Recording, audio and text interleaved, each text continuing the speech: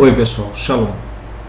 Bom, como eu havia combinado com vocês, nós vamos gravar uma série de vídeos trazendo a questão Binei Noach para uma compreensão mais apurada e pelo momento em que nós estamos vivendo. Independente da decisão que futuramente alguns possam vir a tomar, levando toda essa caminhada, até mesmo a circuncisão, e assumindo uma postura de vida como um judeu, se comprometendo na forma da aliança com a Torá e as 613 mitzvot. Independente disso, acho que a melhor maneira de começar é sendo de fato um bom Binei Noach, porque talvez até mesmo para mim, quando eu comecei lá atrás, se eu tivesse me preocupado em estudar e entender melhor essa parte, esse contexto, talvez eu tivesse cometido menos erros na caminhada e, enfim, é óbvio que estávamos e estamos ainda todos aprendendo e vamos continuar aprendendo ainda por muito tempo e até o final da vida e depois dela também, porque segundo os sábios, mesmo no Olam Rabá, ainda continua-se o processo de elevação através do estudo da Torá de uma outra maneira.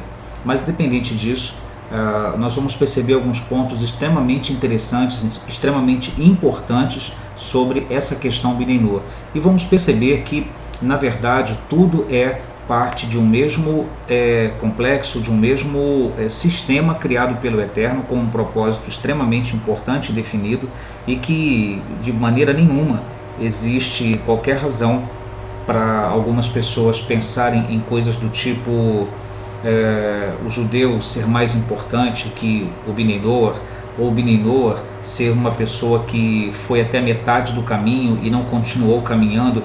Todas essas coisas, na verdade, são colocações equivocadas. Quando o Eterno criou todas as coisas, e pelo que a gente observa, eu me lembro que já comentei isso com vocês, tanto com vocês em Brasília, quanto com vocês em Belém.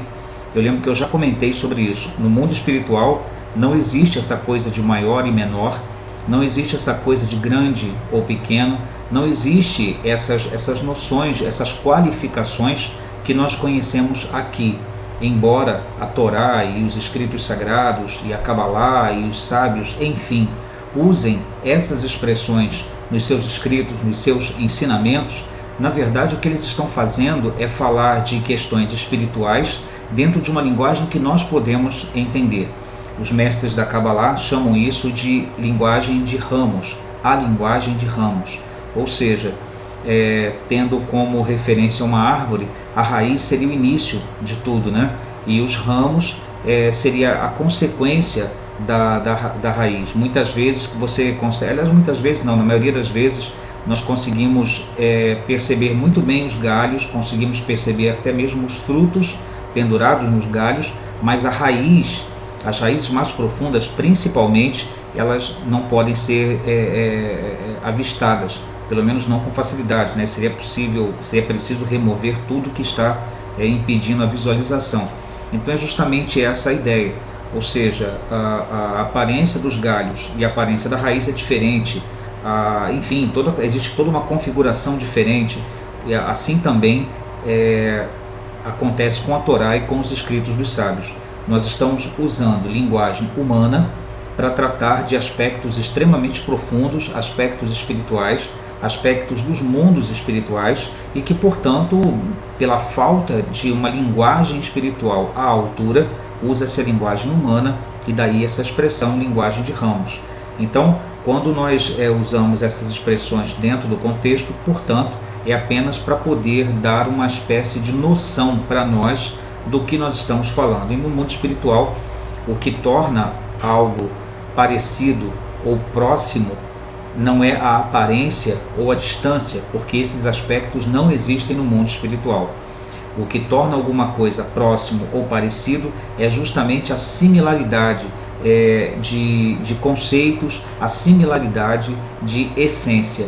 Portanto, uma coisa que é diferente da Torá, uma coisa que caminha para distante dos conceitos da Torá, é obviamente algo que caminha para distante do Eterno, que se afasta do Eterno.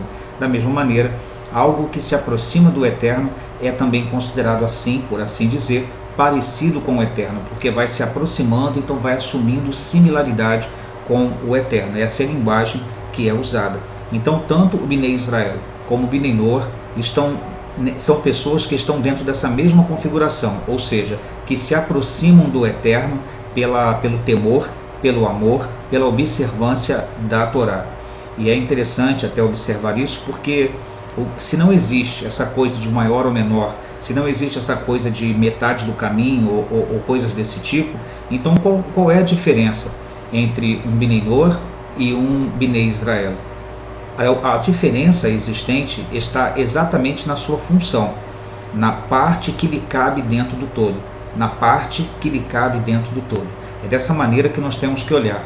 Cada pessoa é uma parte de um todo criado pelo Eterno, e cada um fazendo o seu papel, cumprindo o seu papel dentro do todo, verdadeiramente faz com que o todo seja melhorado. É por isso que se diz que o homem ele é responsável por 600 avos do mundo, ou seja, existe uma parte do mundo a ser retificada através do seu trabalho, seja você Bnei Israel, seja você Bnei Noach. E isso porque a Torá de Kadosh Baruch Hu, ela é muito clara quando ela fala que o Ger, aquele que quisesse se aproximar, deveria ser recebido, e existe até mesmo uma halahá que proíbe a um convertido ser lembrado que ele é um convertido, ele tem que ser tratado como um igual. E o texto da Torá é também muito claro quando ele diz que haverá uma mesma lei tanto para o nativo quanto para o Ger. E aí nós vamos entender porque a expressão que é usada na Torá é a palavra Ger, porque na Torá existem mais de uma expressão, são 4 ou 5 expressões, eu não lembro bem agora, mas existem mais de 3 expressões, seguramente mais de 3 expressões significando estrangeiro, e cada um tem uma aplicação. Dessas expressões refere-se a um assalariado, a uma pessoa que vem de fora, realiza um trabalho, recebe o seu salário e vai embora. Ele é apenas uma pessoa de passagem. Outra é aquele que até tem uma certa simpatia, que vem e tudo mais, mas depois vai embora. O Ger é aquele que foi chamado para estar perto, é aquele que vem, que se muda, que veio morar dentro das fronteiras de Israel porque ele quis viver uma vida de Torá. Essa é a ideia do Ger, que é mencionado pela Sagrada Torá já nos primeiros livros, e durante todo o contexto aí a gente vai perceber também isso. Logo, a gente não pode esquecer também que tudo que a Torá ensina, essa sociedade estabelecida pela Torá, ela é estabelecida inicialmente para uma sociedade completamente dentro de eles, uma sociedade completamente comandada pelos princípios da Torá, onde todas as pessoas de uma fronteira a outra são praticantes de Torá, conhecem os conceitos da Torá, e portanto esse Ger dentro das fronteiras de Israel, ele obviamente também vive dentro dos preceitos da Torá, tendo a diferença de que o judeu, o Yehudi, ou o Ger, no caso o Ger Tzedek, aquele que fez a conversão, ele se aliançou, ele assumiu um compromisso de viver estritamente dentro daquilo que a Sagrada Torá estabelece. O Bnei Noach, ele é alguém que se comprometeu a viver dentro de um padrão básico, mas ele não tem o mesmo compromisso que um Yehudi nativo ou um Ger Tzedek, um convertido, que assumiu, né, em relação à Torá. Eu vou me esforçar bastante para não usar a palavra obrigação. Eu não gosto dessa palavra obrigação. Me lembro bem que já comentei isso também com vocês de Belém e de Brasília. Eu não gosto da palavra obrigação porque eu acho uma palavra medíocre para ser usada no relacionamento com o Eterno, né? Até lembrando o último Shabat ontem, né, que o Rav Mordechai comentava sobre isso no comentário da Parashá. Ele falava sobre, ele usou o casamento para fazer uma analogia, enquanto trazia algumas explicações sobre a Parashá Bo.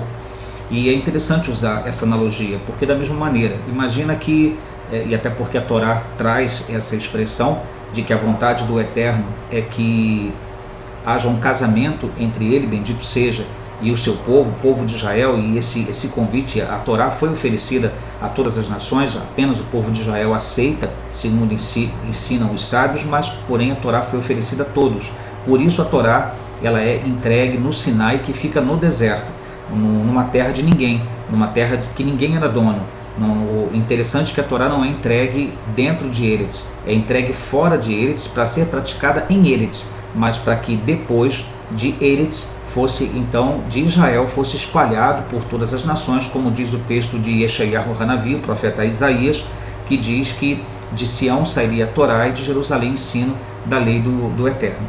Então, se sairá, então fica subentendida aí a vontade de Hashem de que os ensinos da Torá fossem para fora das fronteiras de Israel e fosse levado por pessoas capacitadas pelo Eterno para ensinar isso às nações, e assim toda a presença e a bondade divina pudesse se estabelecer no planeta como um todo. Não é a vontade do Eterno apenas, de maneira nenhuma, que a sua benevolência, a sua bondade fique sobre Israel. Se fosse assim, não haveria o texto que a gente percebe na Torá, onde o Eterno diz que toda a terra se encherá do conhecimento do Eterno, e ainda está escrito que 10 homens das nações pegariam no tzitziot de um judeu e diria: nós vamos com você até Jerusalém, porque queremos aprender sobre a palavra do Eterno. Então esse texto fica muito claro de que existem pessoas de todas as nações, às quais também é dedicada pelo Kadosh Baruch Hu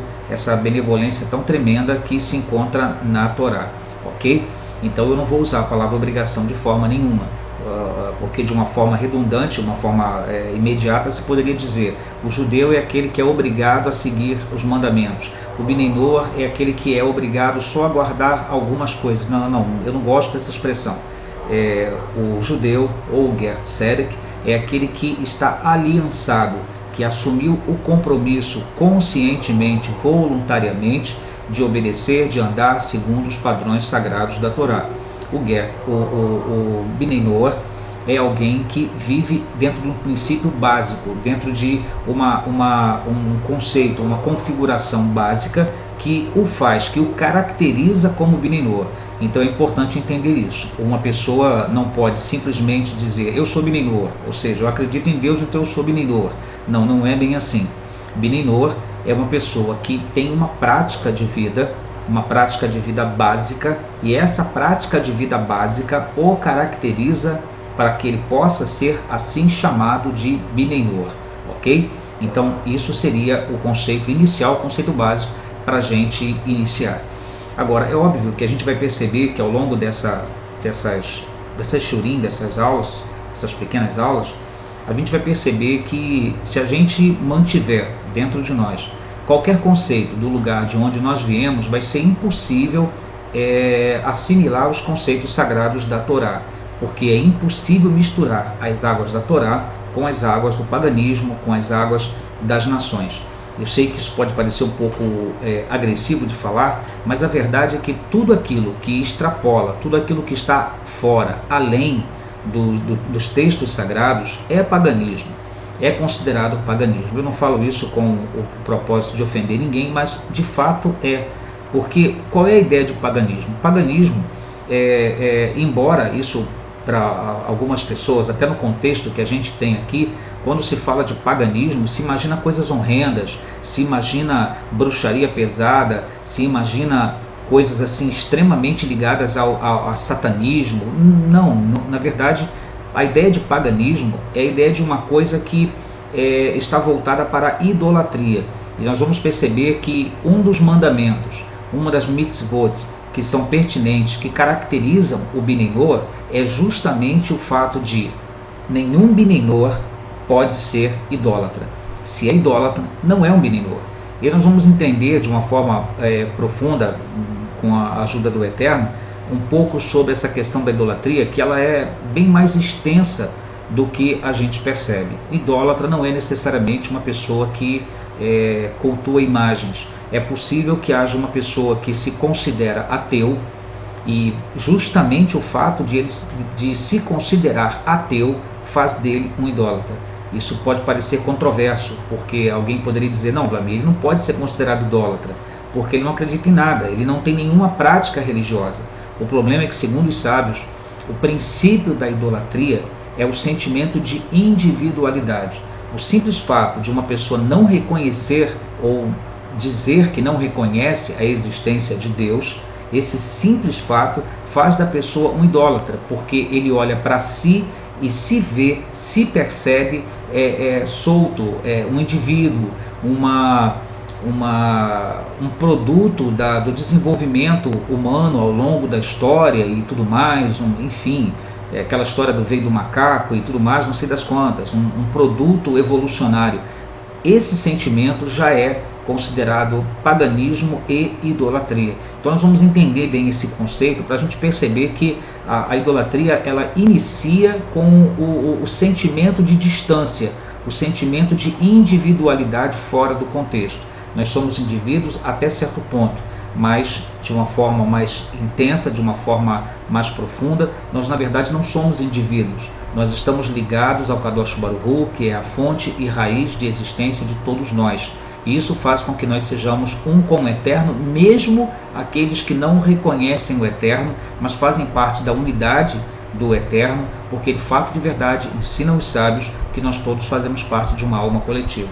Ok? Então há bastante coisas para a gente entender. Essas shiurim serão bastante interessantes com a ajuda do Eterno, mas eu preciso que vocês se envolvam. E se envolvam de que maneira? À medida que as informações forem sendo passadas, eu preciso que vocês comentem, eu preciso que vocês expressem suas opiniões, eu preciso que vocês tragam as suas dúvidas. Os vídeos ficarão disponíveis no Facebook e também no WhatsApp. Então assistam o vídeo, comentem o vídeo e por favor não tenham receio de mas e se a minha pergunta for tola? Não existe pergunta tola. Tolice é guardar a dúvida para si. Isso é tolice. Não existe pergunta tola. E muitas vezes a sua pergunta pode ser justamente um direcionamento, até mesmo da parte do Eterno. Pode ser o Eterno usando a sua boca para que através da sua dúvida eu possa entrar num determinado assunto que vai esclarecer um monte de outras pessoas. E ainda que seja uma dúvida exclusiva sua, se você está nesse grupo, então verdadeiramente o Eterno tem planos para você nesse grupo e é o alvo, obviamente, o teu alvo, o alvo desse trabalho é também você. Ok? Então ninguém tenha receio de comentar ou do teor das suas dúvidas. Perguntem, até porque isso vai ser necessário para o próprio desenvolvimento dos vídeos. Embora eu já possua uma programação já pré-estabelecida, vamos dizer assim, mas ainda assim eu vou fazer abrir quantas aspas forem necessárias, fazer quantas pausas forem necessárias para que vocês possam ter suas dúvidas também esclarecidas. E não estou dizendo que eu sei todas as respostas, obviamente não sei, mas aquilo que eu não souber, o Kadosh Baruch Hu há de nos ajudar e vamos pesquisar, vamos estudar, vamos buscar nos sábios, na Torá, nos textos sagrados e certamente o Eterno há de nos conduzir e nos trazer as respostas que forem necessárias, ok? Então eu convido vocês a participarem comigo. Esse primeiro vídeo vai ser apenas introdutório, vai ser apenas para dar uma noção e aí a partir do segundo vídeo nós já vamos entrar, nós vamos fazer uma relação entre as 7 leis universais, que na verdade são 7 categorias de leis. Não existe essa coisa de o Bnei Noach só tem que guardar 7 leis. Não são 7 leis, são 7 categorias. E aí a gente vai perceber que elas vão se entrelaçando umas às outras e no final das contas acaba sendo muito mais amplo do que a gente imagina. Por outro lado, os conceitos contidos nessas leis, se eles forem absorvidos, as próprias regras em si vão se tornar fáceis e até desejadas. E o meu maior desejo nesse trabalho não é ficar ditando regras. Eu não quero ficar aqui dizendo faça isso, não faça aquilo.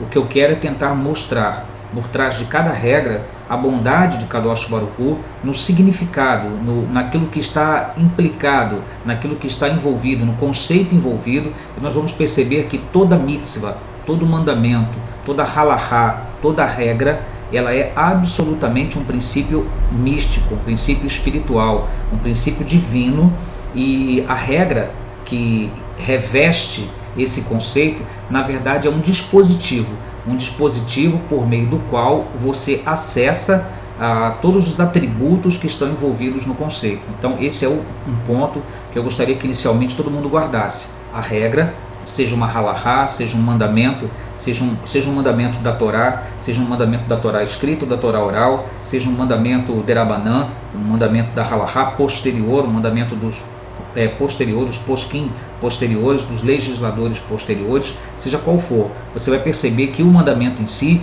a regra em si, é uma vestimenta que reveste um conceito espiritual que está abrigado dentro dessa regra, dentro desse mandamento. Ok? Então, essa é a primeira parte, nós vamos então prosseguir. Bom, muito bem, pessoal. Então, seguindo, nós vamos utilizar durante essas Shurim o Shulchan Aruch, na verdade o Kitzur Shulchan Aruch, tá? Seria interessante quem não tem, se tiver a possibilidade de adquirir, Kitzur Shulchan Aruch. Nós vamos utilizar também o Sefer HaMitzvot. Sefer HaMitzvot é um livro extremamente importante porque nele Rabbi Moshe ben Maimon, né? Rabbi Moshe ben Maimon, conhecido como Maimônides e também como Ramban, ele catalogou com muita maestria e precisão todas as mitzvot, então é ótimo para estudar. E existe até mesmo um app para celular, Android e iOS, onde você pode todos os dias estudar uma mitzvah, ler, né? E enfim, assim você vai conseguindo estudar tudo diariamente. Muito bem, então vamos a alguns conceitos iniciais. Como eu falei, o Bnei Noach, ele é uma pessoa que possui características que o qualificam como tal. Ok? Então comecem essas aulas com esse conceito na cabeça. O Bnei Noach não é uma pessoa que simplesmente não acredita no JC. O Bnei Noach não é simplesmente uma pessoa que não pratica culto a imagens. O Bnei Noach não é uma pessoa que, enfim, o Bnei Noach é uma pessoa das nações que possui características básicas que o qualifica como Bnei Noach. Portanto, não é um título que uma pessoa possa, enfim, colocar sobre sua vida sem nenhum critério. Existem critérios para embasarem esse tipo de título, ok? Então não é uma coisa assim, sem nenhuma regra. E a gente precisa ter então o contexto, dentro do contexto, essa consciência de que o Bnei Noach é uma pessoa que também está comprometida com o Eterno, embora ele não tenha esse comprometimento aliançado sob forma de compromisso tão intenso quanto um Ger Tzedek, a pessoa que fez a conversão, ou um Yehudi, um nativo. Embora não seja igual esse comprometimento, existe sim um comprometimento. Não é uma vida solta do tipo eu crio, eu faço do jeito que eu quero. Não, não é assim. Bom, um ponto interessante é que se vocês já pesquisaram na internet sobre isso é importante falar, vocês vão encontrar muitas opiniões diferentes sobre a questão Bnei Noach. Vocês vão encontrar algumas pessoas dizendo que o Bnei Noach não precisa fazer nada, o Bnei Noach não precisa fazer. Outros vão dizer o Bnei Noach não pode fazer, o Bnei Noach não pode guardar Shabbat, o Bnei Noach não pode fazer as rezas, o Bnei Noach não pode fazer nada. E aí eu fico pensando, então o que é ser um Bnei Noach para essas pessoas? É ficar em casa simplesmente de braços cruzados e não fazer absolutamente nada?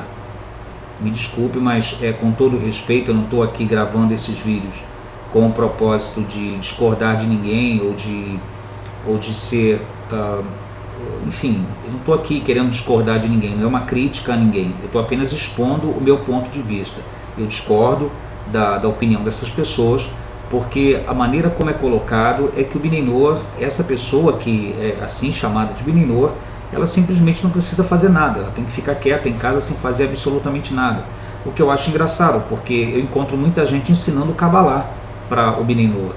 Então o Bnei Noach não pode guardar Shabbat, mas ele pode estudar Kabbalah. Eu não consigo entender muito isso, sabe? Eu acho que se a Kabbalah séria, a Kabbalah kosher, a Kabbalah verdadeira, que nada mais é do que o nível Sod, o nível místico, o nível mais profundo da Torá. Portanto, a Kabbalah é a Torá. Então, uma pessoa se aproximar da Kabbalah, ela está se aproximando da Torá. E a verdade é que você se aproximar de um conceito profundo, de um estudo profundo, você se aproximar de qualquer coisa ligada ao misticismo, sem que você tenha um devido preparo, você simplesmente vai se quebrar, ou vai servir de presa, vai servir de gado, desculpe a expressão, mas é essa, vai servir de gado na mão de espíritos mal intencionados que vão sugar literalmente a luz que você poderia estar gerando para a retificação da sua própria alma e para contribuir com o todo que a Hashem está retificando, e nós temos parte nesse trabalho, ok? Então, queria ler para vocês aqui algumas coisas que eu escrevi sobre esse assunto. Há muita coisa para se falar sobre este assunto. Como tudo que é proveniente do judaísmo foi distorcido de forma assintosa pelo cristianismo ao longo dos tempos, é preciso um trabalho intenso para que tudo seja revertido. Fiz questão de começar com esse ponto porque nós não podemos esquecer, viemos de lá, nossas referências eram todas de lá, e não é fácil remover tudo de uma hora para outra, mas se a gente quer fazer a vontade do Eterno, esse é o primeiro compromisso que temos que assumir. Sendo assim, as primeiras providências para aqueles que desejam destacar-se como um Bnei Noar, um filho de Noar, como são chamados, é justamente libertar-se das referências anteriores implantadas por séculos de ensino massivo na cabeça de bilhões de pessoas. Se é o seu desejo caminhar dentro dos parâmetros da Torá, de Kadosh Baruch Hu, bendito seja, saiba que não sobrará absolutamente nada dos conceitos ensinados pelo cristianismo, uma vez que os pontos que se poderiam aproveitar são, na verdade, ensinos provenientes da Torá. Isso ficará facilmente demonstrado no decorrer desse trabalho. Eu peço até desculpas por começar falando dessa forma, porque eu sei que muitos aqui já são pessoas que estão caminhando já há muito tempo e que já conhecem esses conceitos já de longa data. Mas como esses vídeos podem futuramente ser usados para pessoas novas, pessoas que estão chegando, e no nosso meio já existem pessoas novas, pessoas que estão chegando agora, então é bom poder trazer também esses conceitos mais básicos. As chamadas 7 leis noéticas são, na verdade, 7 categorias de mitzvot, destinadas às pessoas de todas as nações que desejam se desligar da Sitra Horá, o outro lado, ou seja, tudo aquilo que se movimenta de forma contrária à vontade divina. É claro que existem muitas opiniões, como mencionei, a respeito, e isso provenientes até mesmo de pessoas respeitáveis no meio judaico. Se fizermos uma breve pesquisa, veremos aqueles que desejam aproximar os Bnei Noar do judaísmo. Ao mesmo tempo, veremos aqueles que desejam o contrário. Alguns dirão que os Noahides deveriam estar dentro das sinagogas e fazer o serviço das tefilotes, as orações e as rezas, inclusive no Shabat, junto aos judeus. Outros falarão veementemente contra isso. Como lidar com essas discrepâncias? Na verdade, é mais simples do que parece. Comece com a seguinte pergunta a si mesmo: onde quero chegar? O que desejo realmente?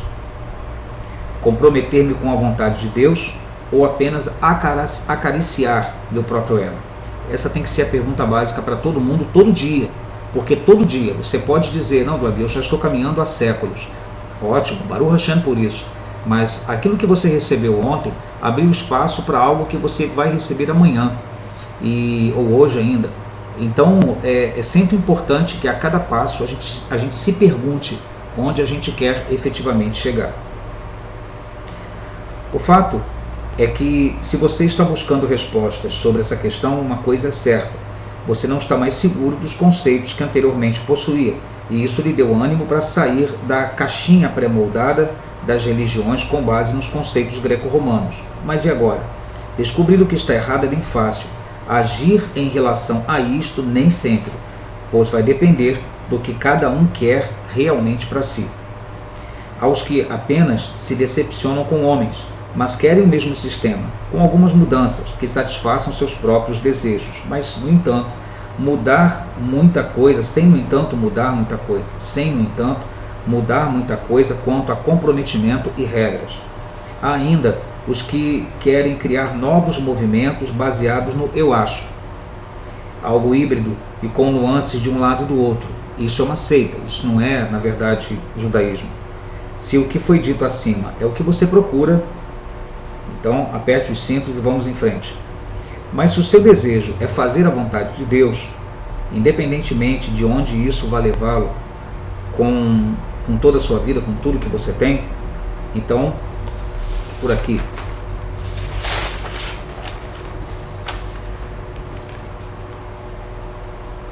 Uma coisa que é importante de falar, gente, e o Rav Mordechai tem falado isso muitas vezes, é que não existe, de maneira nenhuma, o desejo de criar uma nova religião. Cada comunidade, ela possui características pessoais. Isso é normal.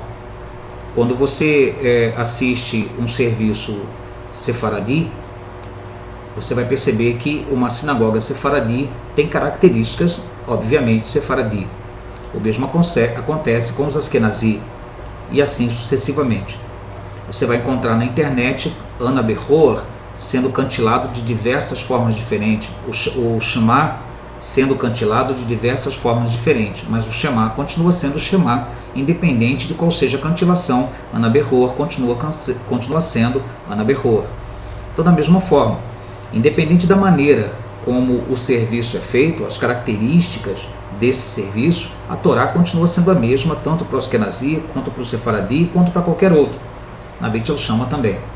Nós não temos a intenção, de maneira nenhuma, de criar uma espécie de ponte, lembrando uma expressão que já foi usada lá atrás, antiga, e também não queremos criar uma nova doutrina, adaptar, enfim, o que nós queremos é seguir o que está escrito, seguir o que foi aconselhado pelos sábios. Algumas pessoas dirão, mas a gente só ouve falar sobre halachá, sobre aliá, sobre Torá, sobre as coisas para os judeus. A gente não vê coisas para os Bnei Noach. Na verdade, isso é um engano. Na verdade, existe o trabalho para o judeu e existe o trabalho para o Bnei Noach.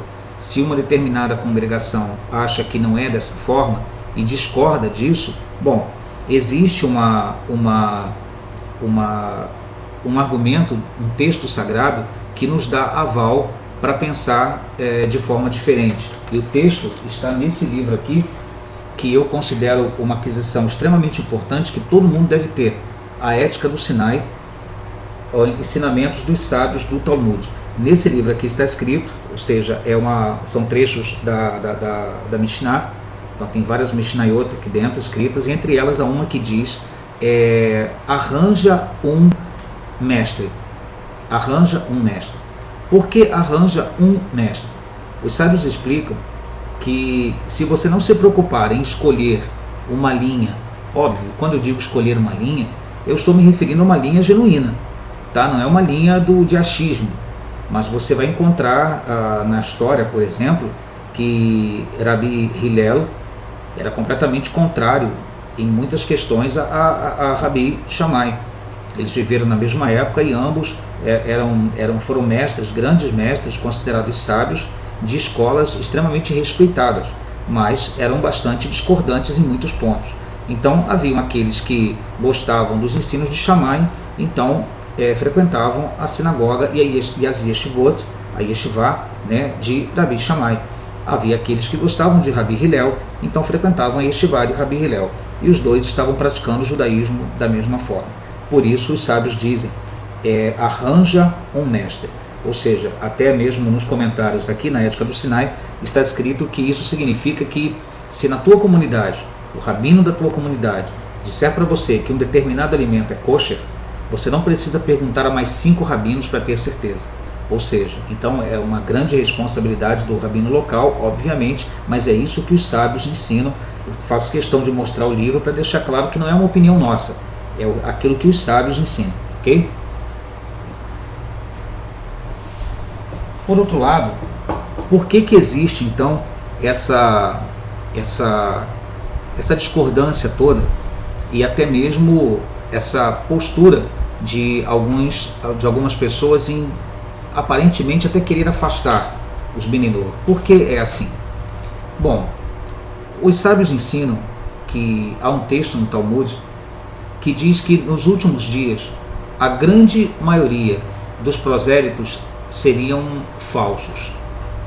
E aí eu pergunto a você, se você fosse um rabino da casa de Judá, uma pessoa que é professor de uma yeshivá, que mora em Eretz Israel, que é de alguma grande comunidade judaica, e você tivesse esse conhecimento de que no final dos tempos a maioria dos prosélitos seriam falsos, como é que você reagiria ao que está acontecendo nos últimos dias? Nos últimos dias, as águas de Edom estão secando e as pessoas estão extremamente sedentas. Existe um olhar para o judaísmo, para as coisas judaicas, porque as pessoas estão decepcionadas já com tanta promessa que nunca se cumpre. Então essas pessoas estão vindo, mas o que essas pessoas realmente querem? Qual é o desejo que está no coração dessas pessoas? É óbvio que alguém poderia perguntar, mas Vlamir, quem é que pode julgar quem está bem intencionado e quem está mal intencionado? Eu digo para você, excelente pergunta. Essa pessoa não sou eu. Mas cada um precisa saber qual é o seu papel dentro do todo. Lembra que nós falamos isso agora no início? A Beit El-Shama tem esse trabalho. A Beit El-Shama tem essa configuração. Até porque todos nós somos provenientes de Edom e todos nós estamos caminhando e aprendendo. Então, de certa forma, eu particularmente sinto essa responsabilidade que para mim é extremamente agradável, de ajudar aqueles que estão chegando. Esse é algo que eu quero realmente para a minha vida. Então a Beit El-Shama tem essa configuração. As outras comunidades talvez não tenham. O fato é que cada um precisa saber o seu lugar dentro do todo, ok? Muito bem. Então, uma vez que existe um texto sagrado que nos dá aval, então nós vamos seguir em frente, entendendo que o Bnei Noach tem o seu papel, tem a sua parte a cumprir dentro do todo. E aí vai caber a cada um. Se no nosso meio existem prosélitos verdadeiros ou prosélitos falsos, caberá ao Kadosh Baruch Hu julgar e caberá a cada um de nós olhar para dentro de nós mesmos e, de novo, perguntar até onde nós de fato queremos ir. Ok? Muito bem. Como eu falei antes, as chamadas mitzvot, chamadas 7 leis universais, são de fato 7 categorias de mitzvot. E essas 7 categorias, elas vão aparecer em alguns sites na internet, em alguns livros, classificadas da seguinte maneira. A categoria número 1 se define como: reconheça que existe apenas um Deus. Segunda categoria é: respeite o Criador. Interessante, a primeira é reconheça, a segunda respeite. Não adianta apenas reconhecer. Tem que reconhecer, mas também tem que respeitar. Respeite o Criador. Respeite a vida humana. Respeite a instituição do casamento. Respeite a propriedade alheia. Respeite todas as criaturas. E a última é: estabeleça tribunais de justiça. Se você analisar esses 7 princípios, você vai perceber que, na verdade, eles se desdobram de fato em muitas coisas. Porque quando se fala sobre reconhecer que existe apenas um Deus, como é que eu devo me portar uma vez que eu reconheço que existe um Deus? Porque esse reconhecimento vai me levar ao segundo ponto, que é respeitá-lo. Para respeitá-lo, o que eu preciso fazer? E por aí vai. E aí você vai entrar nas regras que incidem sobre o respeito com a vida humana, o respeito com o casamento, enfim, estabelecer tribunais de justiça, enfim, e até mesmo o respeito a todas as criaturas, que é uma coisa que hoje largamente não é feita. Não se respeita nem o ser humano, que dirá as criaturas. Mas um ponto importante aqui para ser colocado é que, aliás, deixa eu continuar lendo aqui, que esse comentário que eu ia fazer está logo aqui embaixo.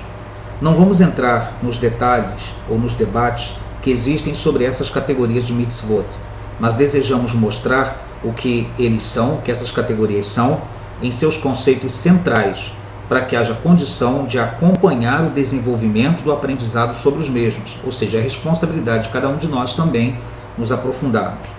Existem declarações interessantes na Torá, no Talmud e nos Midrashim, vários textos sagrados, que afirmam que somos capazes de aprender da vida de nossos antepassados, de nossos patriarcas, Abraham, Yitzhak e Yaakov.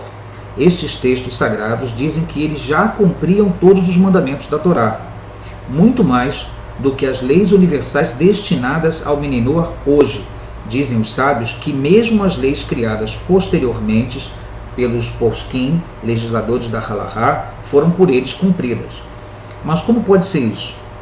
De alguma forma, todos os conceitos ligados aos mandamentos foram por eles assimilados em seu relacionamento com Deus. Isso aqui é tremendamente importante. Como é que os sagrados homens dizem que Abraham, Yitzhak e Yaakov cumpriram os 613 mandamentos e até mesmo as leis criadas depois, pelos poskim posteriores, as halachot só foram criadas basicamente depois da destruição do segundo templo. Como é que então Abraham, Yitzhak e Yaakov cumpriram? Ou seja, em seu relacionamento com o Eterno, eles conseguiram assimilar os conceitos que estão vestidos nas mitzvot. Aquilo que nós falamos, o mandamento é uma vestimenta para um conceito espiritual que fica embutido nele. Ok? Essas fontes nos informam que Yaakov já cumpriu as 613 mitzvot e por isso seus filhos já não são mais considerados Bnei Noach, mas sim Bnei Israel. Então, podemos aprender muito das ações dos patriarcas sobre o que se espera de uma pessoa com um sincero desejo de aproximar-se de Deus. Vale lembrar que é proibido a criação de novas religiões. Isso é proibido, completamente proibido. Como nos explica Maimônides, o Rambam, em seu livro As Leis dos Reis, Hilhot Melachim. Não se deve permitir dar origem a uma nova religião ou criar novos preceitos, novos mandamentos para si mesmo. Porém, deve-se observar ainda não existir por escrito nenhuma lei que ordene a um não-judeu a observância de nenhuma dessas leis, salvo se o desejarem e fizerem por sua própria vontade. Mas se desejam cumpri-los, também devem fazê-lo certamente, corretamente, de forma correta. É importante observar isso aqui, porque embora existam essas 7 categorias, não existe uma lei escrita que obrigue ninguém a fazer. E aí eu gosto desse ponto porque, de novo, não existe a imposição da obrigatoriedade, existe um convite para um compromisso, ok? Existe um convite, até porque se o Eterno fala através da Torá de um casamento entre ele e o seu povo, casamento por obrigação não é casamento, na verdade é uma imposição.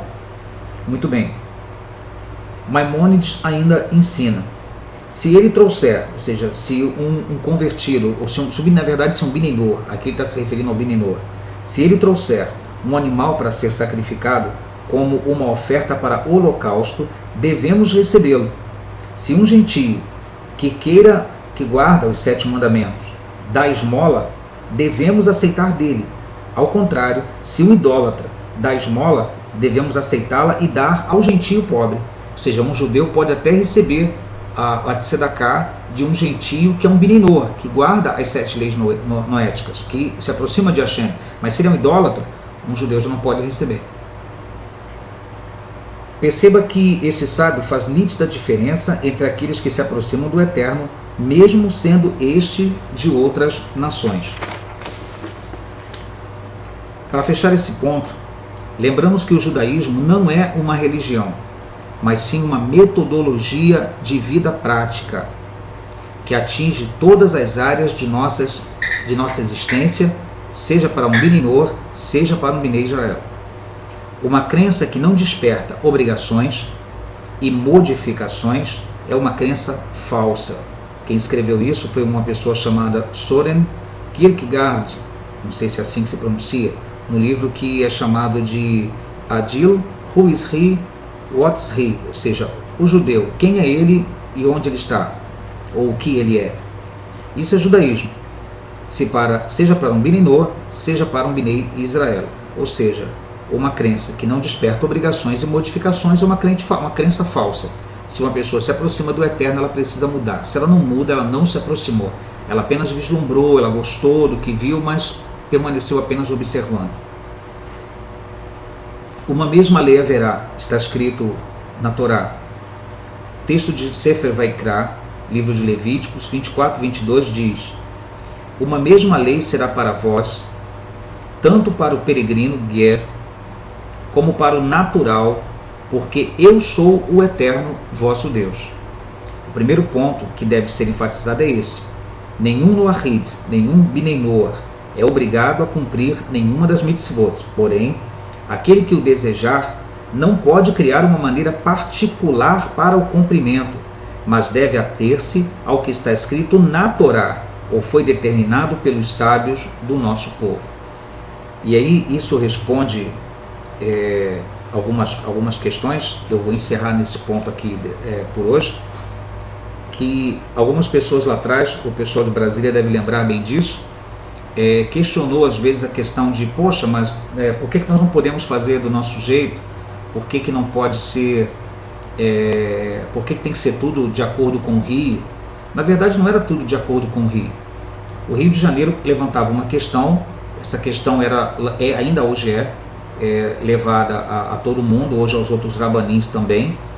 É feita uma pesquisa e quando se toma uma decisão, então ela se torna uma regra. Só que essa decisão é tomada dentro de pesquisas ligadas a Halachá.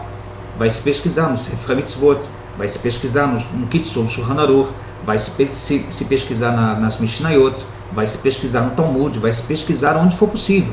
Até mesmo o rabino que hoje nos dá aula na Yeshivá, ele é muitas vezes consultado sobre alguns pontos para que a gente não possa tomar uma decisão acertada. Então não são regras estabelecidas à nossa própria vontade. Existem coisas acerca das quais nós podemos dizer, olha, isso nós vamos fazer desse jeito. Existem coisas que você pode escolher como fazer. Existem outras que não dá, que você não pode. Por exemplo, eu não posso, o Shabat é um dia de descanso, mas eu não posso, por exemplo, na hora do almoço, nós estamos almoçando, vamos colocar uma música para tocar e tudo mais, não posso fazer isso, mesmo que seja uma música sagrada, porque nesse caso essa música viraria um entretenimento. E o Shabat, embora seja chamado dia de descanso, não é dia de entretenimento, é dia de envolvimento com a Torá.